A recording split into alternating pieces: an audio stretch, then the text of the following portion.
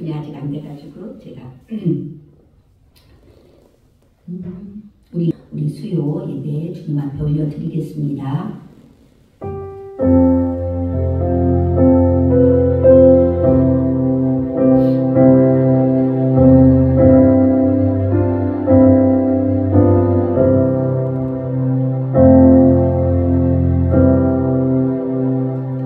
사랑의 하나님 감사합니다. 저희들도 이렇게 주님 전에 나와 하나님을 찬양하게 하시니 너무나 감사합니다. 이 시간 하나님 들려주시는 음성 듣게 하시고 또 저희들 간구가 하늘 보좌를 울리는 간구가 되는 귀한 시간 되게 하여 주시옵소서. 모든 시종을 주님께 의탁하오며 예수님의 이름으로 기도합니다. 아멘. 우리 찬송가 208장입니다. 내 주의 나라와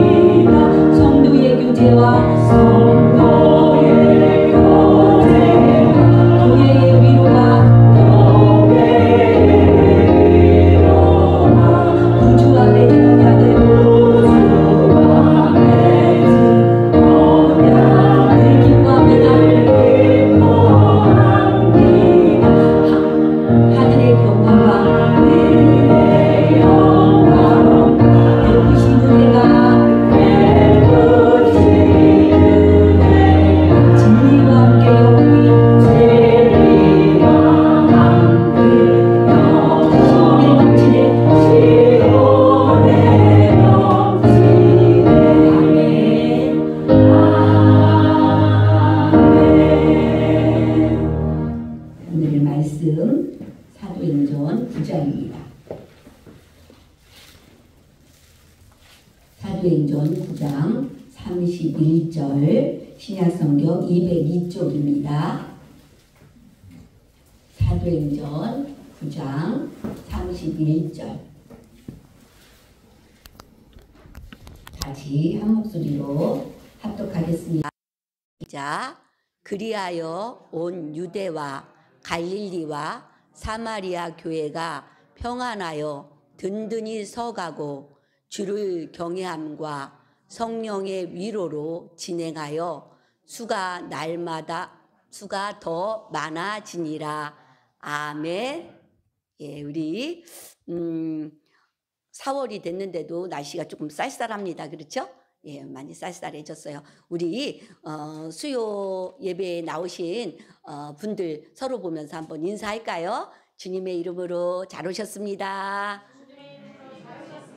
예, 웃으면서 서로 예, 오늘 조금 자리가 조금 썰렁한 듯합니다. 예, 그래도 너무 감사합니다. 제가 목사고시 준비하면서 이제 조직 신학에 대해서 성경의 성경론, 성경의 권위와 또 교회론 제가 이제 준비를 했는데 우리 성도님들과 같이 이제 나누면 좋겠다 생각해서 지금 이제 교회론을 나누고 있습니다. 그래서 교회론을 이렇게 나누면서 조직 신학이기 때문에 조금 딱딱하고 어렵고 제가 그래서 제 수준으로 이제 성경을 이곳저곳 찾아보면서 이렇게 이제 수요 기도회를 인도를 하고 있는데 쉽지는 않겠다라는 이제 생각이 들더라고요.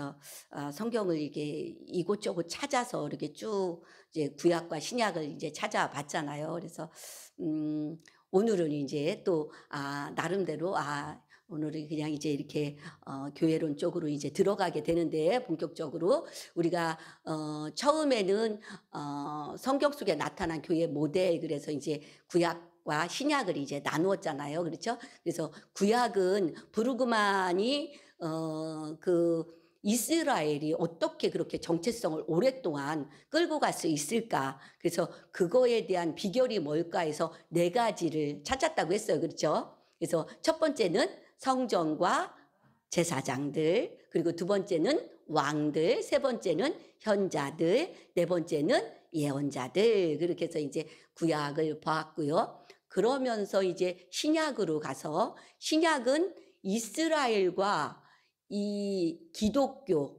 그 교회론과의 연속성을, 또 연결성이 있다는 것을 강조하고 있는 것을 이제 주장을 하면서 여기서도 4가지로 이제 나눈 것을 보았죠. 교회의 신학적 본질을 4가지로 나눴다. 그래서 첫 번째로 하나님의 백성인 교회, 그리고 두 번째는 구원의 공동체인 교회, 교회를 그렇게 나눴다는 거예요. 그리고 세 번째는 종된 백성인 교회, 그리고 네 번째로는 성령의 공동체인 교회. 그래서 교회의 그 앞에 들어가는 것을 보니까 뭐예요? 백성이 붙고 공동체가 붙었다는 것을 이제 볼 수가 있어요. 그래서 교회가 이렇게 교회 신학적인 본질을 이제 성경 신약에서 찾아볼 때에 이렇게 나누고 있다라는 것을 이제 보면서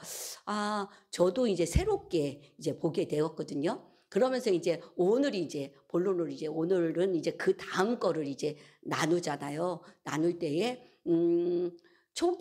초기 교회의 교회론, 초기 교회론, 그 다음에는 이제 우리 그 기독교, 정말 기독교, 우리가 개신교잖아요. 그래서 초기 기독교의 교회론, 이렇게 이제 제가 이제 나눠서 두 가지를 이제 보려고 하고 있습니다. 예수님 시대 때 예수님이 교회가 있었습니까? 교회를 설립하셨습니까? 어떻습니까? 어떻게 생각하십니까? 예수님은 어디에 가셔서 말씀을 나누시고 하셨죠?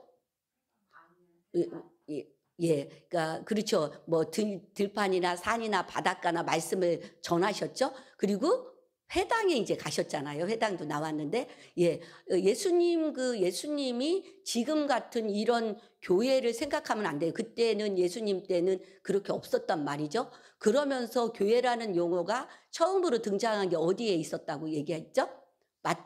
베드로의 신앙 고백, 그렇죠? 마태복음 그 16장에서 이제 나오잖아요. 거기 18절에 이제 얘기하거든요. 이 반석 위에 내 교회를 세우리니, 그렇죠? 거기에서 이제 교회라는 용어가 딱 등장한다는 거예요. 그러니까 이 반석이 뭐라는 거예요? 예수 그리스도가 되는 거죠. 그 베드로가 뭐라고 고백합니까? 주는 그리스도시요 살아계신 하나님의 아들이십니다 라는 이 고백 위에 내 교회를 세운다. 그렇게 이제 교회라는 용어가 등장을 했다는 거죠. 그러면서 교회라는 용어가 등장하면서 마태복음 18장에 가도 교회가 나오거든요. 교회.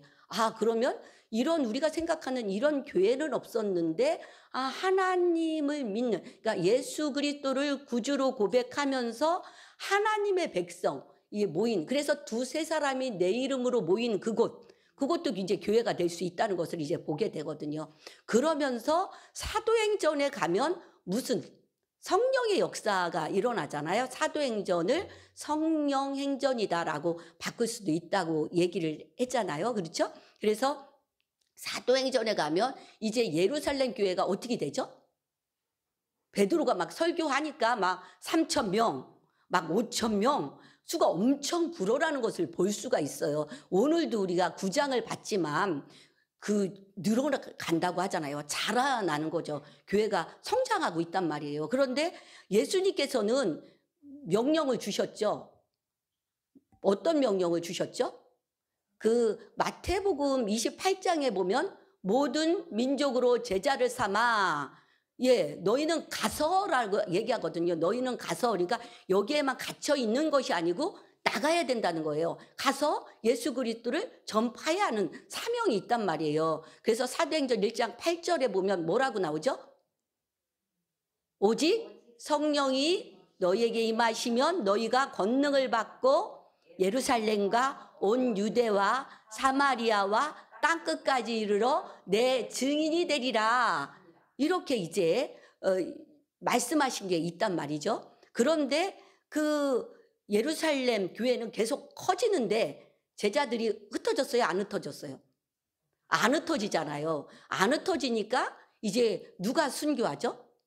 스데반이 순교하는 거예요. 스데반이 순교하면서 예루살렘 교회가 핍박이 들어가니까 이제는 퍼지게 되는 거죠. 그러니까 빌립이, 그 7 집사 중에 한 사람인 빌립이 어디로 가요? 네? 사마리아로 가요. 사마리아. 그래서 사마리아 교회가 세워지는 거예요. 그 다음에 이름 없는 사람들이 올라가요. 구브로를 통해서 올라가는데 안디옥까지 가거든요. 거기서 어느 교회가 생겨요? 안디옥 교회가. 그렇죠. 안디옥 교회가 생겨요. 안디옥 교회에서 이제 파송이 되거든요. 누가 파송이 될까요? 선교사로 파송이 돼요. 누가? 바나바와 바울이. 그렇죠. 이제 이렇게 입을 열면 이제 피곤이 조금 가실 수 있어요. 그래서 이제 그 바울이 가면서 어느 교회가 생길까요? 갈라디아 교회가 생깁니다. 갈라디아 교회. 갈라디아 교회가 생기고 그 다음에 또 무슨 교회가 생길까요? 이제는 빌립보 교회가 생기죠. 빌립보 교회. 내려와서 데살로니가 교회. 내려와서 고린도 교회. 그리고 에베소 교회. 막 교회들이 이제 생겨나는 거예요. 그런데 로마는 갔어요? 안 갔어요? 바울이 로마 가기 전에 벌써 교회가 있을까요? 없을까요? 로마에. 있다는 거예요. 로마서가 나오잖아요. 그러니까 로마에는 벌써, 그러니까 그 베드로에 딱 보면 흩어진 12지파 이렇게 막 나오잖아요. 그러니까 그 지금 사도행전을 통해서 이제 교회 얘기가 이렇게 나오는 거거든요. 그런데 그 누가가 사도행전을 기록하면서 실은 누구 중심으로 갔다? 처음에는 베드로 이야기를 쓰는 것 같은데 결국은 바울 이야기를 쓰고 있다는 것을 볼 수 있고요. 그렇게 해서 우리가 바울이 이렇게 가면서 전도 사역을 하면서 교회가 세워지는 것들을 볼 수가 있는데, 그러면 나머지 제자들이 있잖아요. 예수님의 제자들.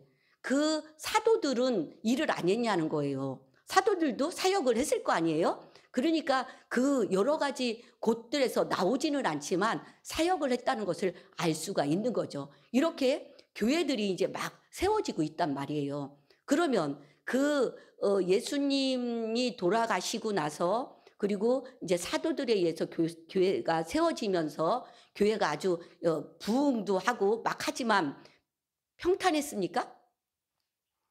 핍박이 있었죠. 계속 핍박이 있단 말이에요. 그러면서 제자들도 죽고, 제자들의 그 다음 예수님의 제자를 사도라고 하고, 그 다음에 그 사도들의 그 다음을 잇는 사람들을 누구라고 얘기하죠? 속사도라고 하잖아요. 속사도. 그러면서 이제 교부 시대가 이제 시작되는 거란 말이에요. 그러면서도 이단들이 등장하죠. 그렇죠? 이단들이 등장하면서 계속해서 박해가 오고, 그 로마 시대에 엄청난 박해가 있잖아요. 그러면서도 그 박해 속에서도 예수님을 전하는 그 일은 멈춰지지 않은 것을 이제 볼 수가 있는 거죠. 그런데 그 밀라노 칙령에 의해서 로마에서 그 개인 신앙의 자유가 주어진다는 거예요. 313년에 밀라노 칙령이 있었는데, 그리고 391년에 그 로마의 국교로 뭐가 채택돼요? 기독교가 채택이 되는 거예요. 그 예수 믿는 것이 그냥 이제 아예 퍼지게 되는 거죠. 유럽 전역으로 예수에 대한 것이 이제 퍼지게 되고 인정받게 되는 거예요. 그러면서 이 교부 시대에 이제 이렇게 어 이제 제가 이제 보고 이제 얘기를 하는데 1세기 말부터 8세기까지 이게 기독교 교육의 기초를 제공하는 시기입니다. 그래서 이때에 성경이 편찬되고 사도신경이 이제 이루어지게 되죠. 그래서 교회를 이때는 어떻게 정의를 내리냐면 하나님이 자기 소유로 선택하신 하나님의 백성, 곧 성도의 무리로 정의를 하고 있는 것을 볼 수가 있어요. 그래서 이제 우리가 일반적으로 카톨릭이라고 얘기하잖아요. 카톨릭은 보편교회라는 뜻을 가지고 있다는 거예요. 그래서 보편교회의 특징들을 이제 정리하게 되는데, 교회는 그러니까 사도들의 직접적인 계승자인 동시에 참된 전통의 소유자인 감독의 통제를 받는 외적 기관으로 인식하게 된다는 거죠. 감독의 통제를 받는 외적 기관으로 인식하게 되는 거예요. 그러면서 무슨 제도가 이제 등장하는 거죠? 감독 제도가 이제 강조되기 시작하는 거예요. 교부 시대 때. 그래서 교회의 통일성은 감독들의 통일성에 기초하게 되면서 감독에게 복종하지 않는 자는 교회의 교제에 참여할 수 없다. 이 교회의 교제에 참여할 수 없다. 왜냐하면 국교로 인정했기 때문에 교회의 이 권한을 박탈한다는 것은 이게 엄청 어려운 거죠. 이게 큰 힘을 잃게 되니까 권한과 이 구원의 박탈이다라고 이야기할 수 있는 거예요. 왜냐하면 교회 밖에는 구원이 있다고 해요, 없다고 해요? 없다고 하기 때문이죠. 그래서 어거스틴은 교회를 택함 받은 자들의 단체로 하나님의 영으로서 참된 사랑을 갖춘 성도들의 무리다라고 어거스틴은 정의를 하고 있거든요. 어거스틴을 굉장히 이제 중요하게 여기잖아요. 그러면서 이 교부 시대가 지나가고 이제 중세 시대로 접어들게 돼요. 중세 시대. 이제 카톨릭의 이 권한이 엄청 이제 세지면서 아까 감독 제도가 등장했다고 했잖아요. 이 중세 시대에는 교회와 국가 이 두 개를 두 권세로 보는 거예요. 백성을 다스리기 위한 하나님이 세우신 두 권세를 뭐로 봤다고요? 교회와 국가로 봤다는 거예요. 그런데 솔직히 교회는 어떠한 일을 감당하죠? 인간의 구원을 감당하고 있잖아요. 교회라는 것이. 그런데 국가는 현세적인 그 복리만을 이제 한단 말이에요. 그러니까 결국은 보면 뭐가 더 위에 있다고 볼 수 있어요? 교회에. 그러니까 왕은 국가의 머리라고 한다면 교황은 어디의 머리다? 교회의 머리다. 그래서 차츰 교황의 교리가 발전되어 나가다가 마침내는 교황이 절대 군주의 자리를 잡게 되는 거예요. 이 교리의 발전이 로마 카톨릭 교회가 지상에서 이루어진 하나님의 나라로 로마의 감독교회가 지상 왕국이라는 사상으로 발전하게 되는 배경이 되게 되는 거죠. 그래서 이 중세 시대에는 교회의 부패, 그렇죠? 이 감독들 갖고 있는 교황의 권위가 너무나 세다 보니까 엄청 부패가 심했겠죠. 그러면서 이러한 교리에 이제 저항하는 개혁자들이 등장하게 되는 거예요. 그래서 이제는 제가 벌써 이렇게 가면서 초기 교회론의 발전을 얘기를 안 했는데요. 초기 교회론의 발전을 했어야 되는데 벌써 중세 시대로 이렇게 넘어가서 제가 이제 아까 사도행전을 이야기를 하면서 이렇게 쭉 왔거든요. 그런데 초기 교회론의 발전을 한번 좀 더 돌아가서 그 예수님 이제 그 다음 그렇죠? 사도들에 의해서 그렇게 하면서 그 초대 교회론의 발전에서 이시도로스라는 신학자는 교회를 이렇게 정의를 하고 있습니다. 바른 신앙과 탁월한 삶의 방식으로 하나 된 성도들의 모임이다. 이제 교회를 어떻게 잡고 있는지를 보시면 돼요. 아, 무슨 무리다? 성도들의 모임이다 라고 이제 정의를 하고 있거든요. 여러 가지 다양한 의견들이 있는데 그 의견들을 그 일치를 본 것을 4가지로 정의를 하고 있습니다.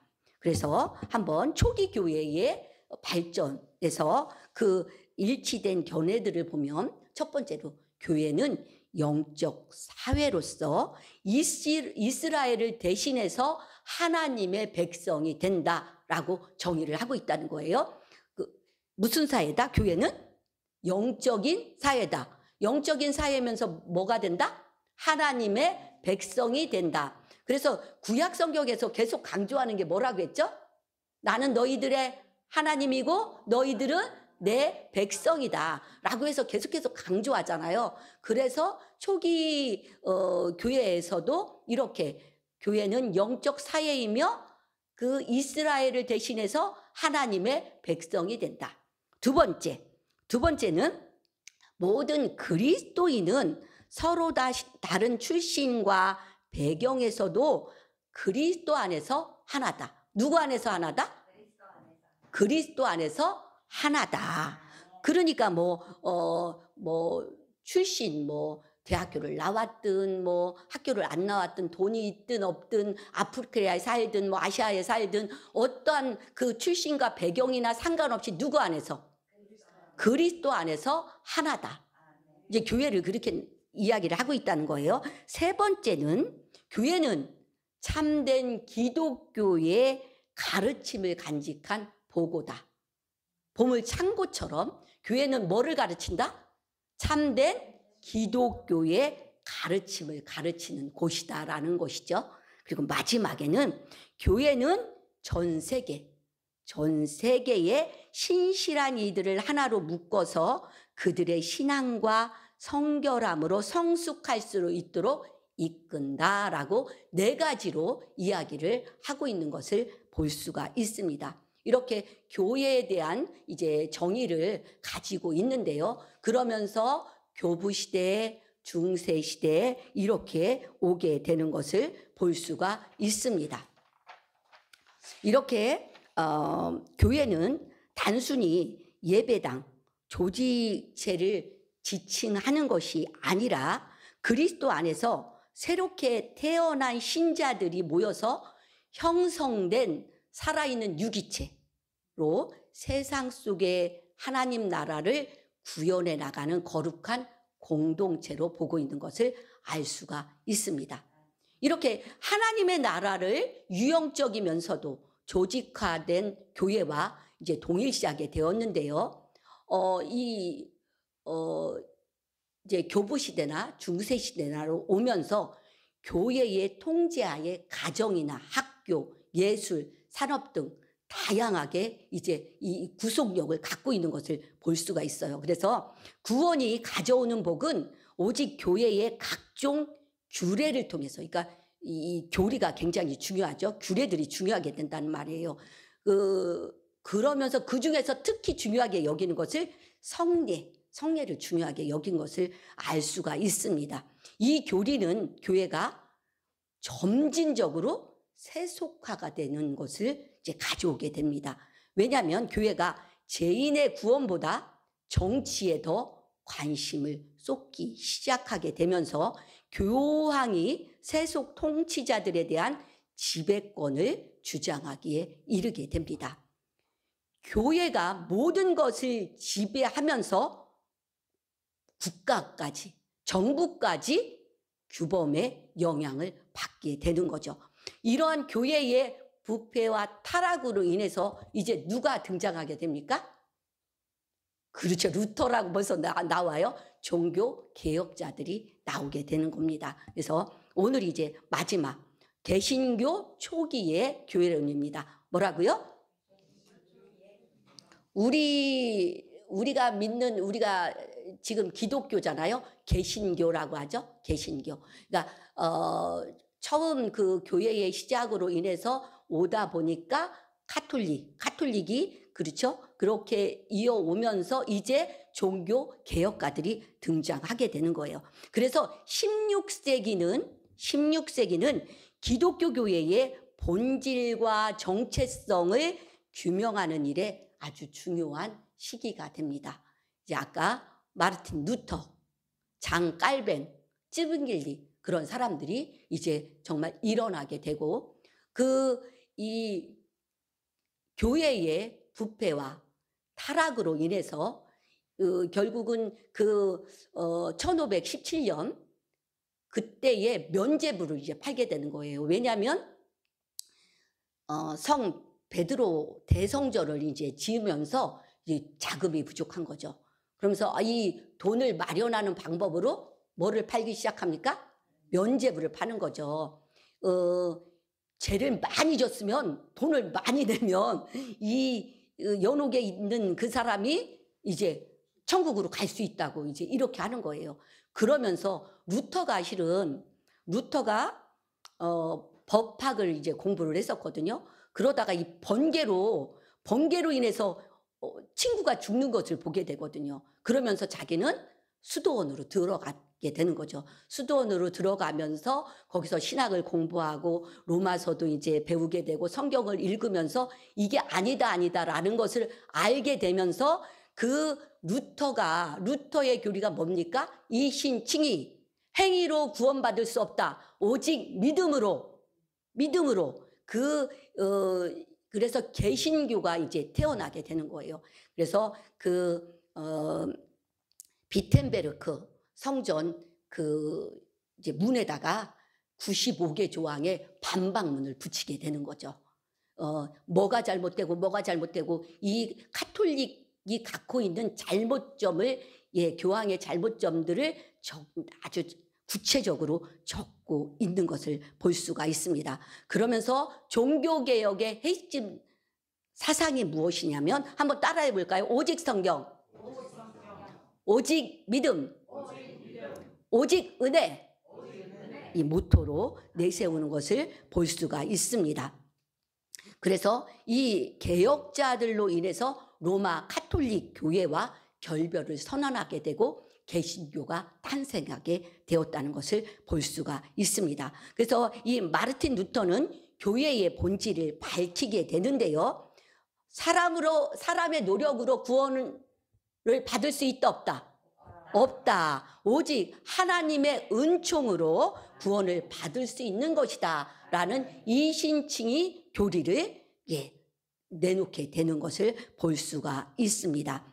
그러면서 하나님 말씀에 성경의 권위를 종교개혁자들은 성경의 권위를 그 전까지는 무슨 권위를 중요시했습니까? 교황의 권위를 높였다면 이제는 개혁자들은 성경의 권위를 강조하게 되는 것을 볼 수가 있습니다. 복음의 선포가 교회의 정체성의 본질적 요소다. 이 루터가 이제 이야기를 하는 겁니다. 눈에 보이는 교회는 하나님 말씀 선포로 세워진다. 인간 조직은 어떤 것이든 복음에 근거하지 않으면 결코 하나님의 교회라고 주장할 수 없다 라고 이야기를 하고 있습니다. 어떻게 동의하십니까? 예. 유형교회는 언제나 경건한 회원과 악한 회원들이 섞여 있을 수 있는 거지요. 그래서 무형교회는 말씀과 성례의 순수한 집행을 이야기를 하면서 이것들을 통해서 유형화된다라고 이야기를 하고 있습니다. 유형교회와 무형교회 계속 이렇게 이야기를 하고 있거든요. 이 낡은 교리와 부패한 권위에 대해서 개혁자들은 이제 맞서고 있는데요. 두 번째로는 장깔뱅입니다. 장깔뱅. 그렇죠? 깔뱅은 프랑스에서 태어나서 여기도 법학을 공부를 하고 신학을 공부를 하고 굉장히 천재성이 있죠. 20살 후반에 기독교 강요를 책을 저술합니다. 기독교 강요. 저도 이제 공부를 하면서 이 기독교 강요 책을 레포트를 써내서 한번 다 읽어봤거든요. 엄청납니다. 그 젊은 나이에 어떻게 그러한 것을 갖고 생각을 갖고 저술을 하고 있는지 대단한데, 제네바에서 교회와 사회를 개혁하는데 앞장선 인물입니다. 그러면서 깔뱅은 참교회의 표지를 첫 번째, 하나님 말씀이 선포되어야 한다. 뭐라고요? 그러니까 성경을 굉장히 강조하고 있다고 이야기를 했잖아요. 하나님의 말씀 선포가 있어야 한다. 두 번째로는 성례전이 올바로 거행되어야 한다. 뭐라고요? 그렇게 이제 참교회의 표지를 깔뱅은 그렇게 이야기를 하고 있습니다. 아까 그 루터도 유형교회와 무형교회라고 이야기를 했잖아요. 이 장깔뱅도 보이는 교회와 보이지 않는 교회로 구별하는 것을 중요하게 여겼습니다. 교회는 기독교 신자들의 공동체로 보이는 교회, 가시적 모임이라는 거예요. 가시적 모임이면서도 성도들의 교제, 보입니까? 성도들의 교제이자 선택받은 이들의 무리로서 비가시적 실체다라고 이야기를 하는 거죠. 보이지 않는 실체다. 그러면서 그리스도의 참된 몸, 보입니까? 안 보입니까? 안 보이죠. 그렇죠. 그리스도의 참된 몸이 비가시적 교회이기 때문에 모든 신자들이 존중하고 헌신해야 한다고 강조를 했습니다. 그러면서 성경의 절대 권위를 강조한다고 이야기를 했죠. 그러면서도 깔뱅은 하나님의 영광을 위한 신학적 일관성을 중요시 여긴 것을 볼 수가 있습니다. 쯔빙글리를 한번 보겠습니다. 쯔빙글리는 스위스 취리히에서 이제 개혁을 이제 시작을 했거든요. 여기도 뭐의 권위를 강조했을까요? 그렇죠. 성경의 권위를 여기는 아주 철저히 강조를 한 것을 볼 수가 있습니다. 그러니까 교회의 전통과 의식까지도 배제하게 됩니다. 여기는 오로지 말씀 선포를 굉장히 중요하게 여기는 것을 볼 수가 있거든요. 그러면서 이 성례전도 여기는 기념서를 이야기를 해요. 그리스도의 죽음을 기념하는 상징적 의식으로 성례가 이루어지는 것이다. 그러니까 그리스도의 임재는 물리적, 신비적이 아닌 믿음을 통해서 경험하게 된다라고 이야기를 하면서 전통적 예배 요소는 다 배제를 합니다. 그리고 설교 중심적인 예배, 국가가 교회를 보호하고 지도하는 것을 원했으면서, 그래서 스위스에서는 국가가 종교 개혁을 주도하게 되는 것을 볼 수가 있습니다. 이렇게 그 중세 시대에 그 교리, 그 권위, 그런 것들이 너무나 부패하고 낡았기 때문에 이제 개혁자들을 통해서 이렇게 개신교가 탄생하게 되고, 우리도 개신교에 속한 우리 이제 프로테스탄트라고 이야기를 하잖아요. 그렇죠? 그래서 행위나 돈으로 구원을 살 수 있다는 그 카톨릭 로마 교회의 가르침에 반박한 개혁자들, 성경의 최고의 권위를 인정하면서 종교개혁은 교회의 개혁을 넘어 중세 사회를 이제 근대로 이끄는 전환점에 중요한 역할을 한 것을 볼 수가 있습니다. 그래서 이제 다음 시간에는 그리스도와 교회, 그리고 교회의 표지를 이제 보면서 교회론을 마치려고 합니다. 이게 짧은 시간에 이렇게 나눈다는 것이 참 쉽지가 않고, 저도 이것을 이렇게 제가 완전히 소화해서 나누면 참 은혜가 되는데, 이것을 이렇게 보고 설명을 하려고 하니까 얼마나 이해가 되는지 모르겠습니다. 그래서 교회라는 것이 이 예배당만 가리키는 것이 아니라는 것을 알 수가 있겠죠. 그렇죠? 우리가 예수 그리스도를 인정하는, 그리스도 안에서 공동체, 하나님의 백성을 가리키고 있다라는 것을 계속해서 이야기를 하고 있는 것을 따라오셨으면 알 줄 믿습니다. 우리는 대부분 이 예배당, 이 교회 건물이라고 여기기 때문에 교회 그러면 이 건물을 떠올리잖아요. 우리 한 사람 한 사람이 모이는 이 공동체가 교회를 지칭하는 것을 말하고 있다라는 것을 보시면 되겠습니다. 예, 우리 이렇게 해서 오늘 말씀은 마치고요. 찬송가 212장 찬양하도록 하겠습니다.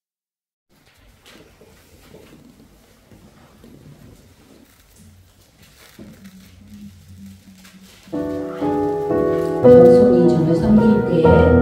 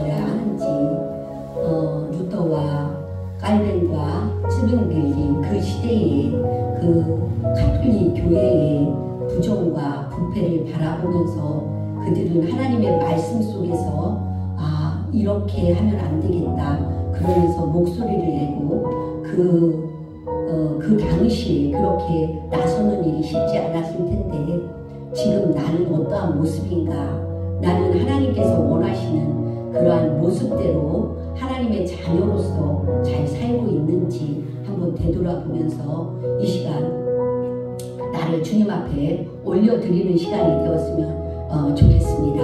하나님 앞에 사순절 기가 보내면서 하나님 나의 잘못 올려드립니다. 우리 시간 주여 외치고 기도하도록 하겠습니다. 주여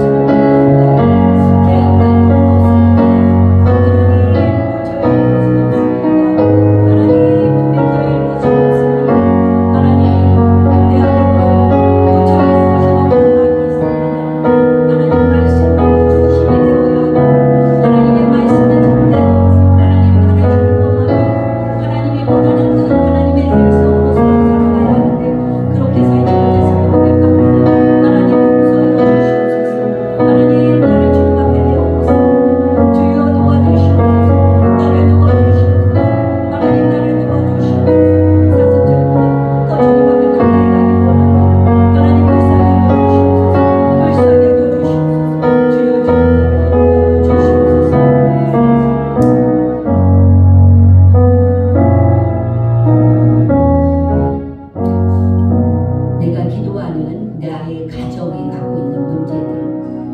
직장의 문제들, 가정의 관계의 문제들, 물질의 문제들, 여러 가지 말 못하는 문제들, 내가 기도해주는 분들, 그러한 좀 더 확대해서 위하여서 기도하면 좋겠습니다. 우리 주님의 기도합니다. 주여!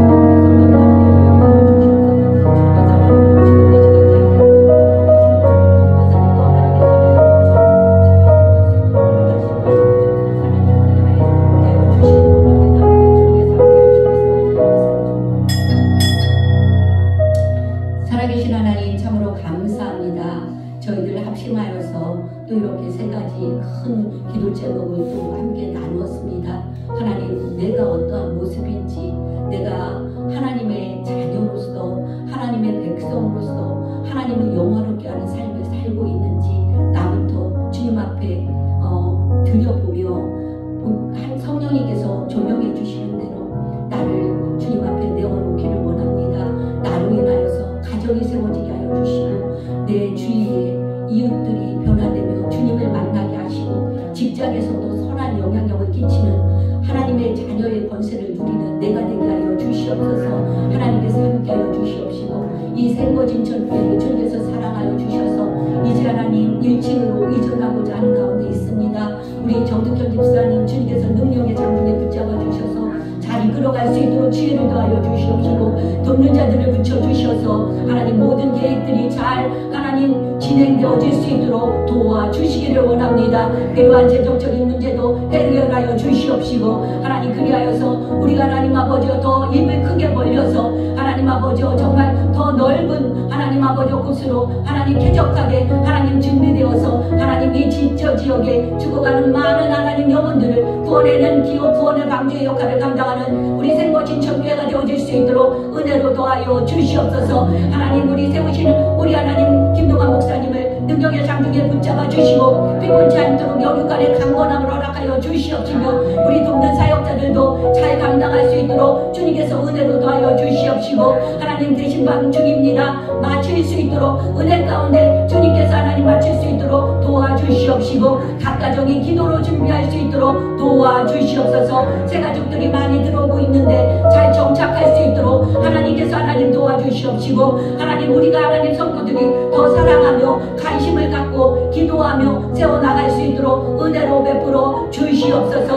하나님 이 나라와 민족을 불쌍히 여겨 주시옵시고, 하나님 양극화되어 있는 하나님 이 하나님 백성들의 모습을 볼 때에 얼마나 안타까운지요. 하나님 정말 4월 4일 중요한 날입니다. 하나님 대통령 탄핵에 하나님 아버지 정말 하나님 그 일이 어떻게 결정되어질지 하나님 가장 좋은 것으로 인도하여 주실 것을 간구합니다. 주님 그리하여서 이 나라가 하나님 아버지 새롭게 다시금 일어나게 하여 주시옵시고, 회복의 역사가 일어날 수 있도록 주님 도와주시옵소서. 하나님 바른 법치가 이루어지는 이 나라가 되어질 수 있도록 도와주시옵시고, 특별히 하나님 아버지 삭불로 인하여서 하나님 정말 하나님 지구를 잃고 모든 것을 잃고 낙담하는 하나님 동포들이 있습니다. 하나님 그들의 불쌍히 여겨 주시옵시고, 다시금 일어설 수 있도록 우리가 사랑의 마음을 하나님 아버지 담을 수 있도록 도와주시옵시고, 우리가 하나님 아버지 손을 내밀 수 있도록 하나님 함께하여 주시기를 원합니다. 하나님 또 이렇게 하나님 또 흩어져서 선교하시는 선교사님들을 주님 손에 올려드리오니 그들의 가정과 사역에 귀한 열매 맺혀질 수 있도록 주님께서 은혜로 더하여 주시옵소서. 오늘도 주님 앞에 부르짖은 모든 간구를 응답하여 주실 하나님을 찬양하오며 살아계신 예수 그리스도의 이름으로 기도합니다. 아멘. 주님 가르쳐준 기도로 예배 마치도록 하겠습니다. 하늘에 계신 우리 아버지, 아버지의 이름을 거룩하게 하시며 아버지의 나라가 오게 하시며 아버지의 뜻이 하늘에서와 같이 땅에서도 이루어지게 하소서. 오늘 우리에게 일용할 양식을 주시고, 우리가 우리에게 잘못한 사람을 용서하여 준 것 같이 우리의 죄를 용서하여 주시고, 우리를 시험에 빠지지 않게 하시고 악에서 구하소서. 나라와 권능과 영광이 영원히 아버지의 것입니다. 아멘.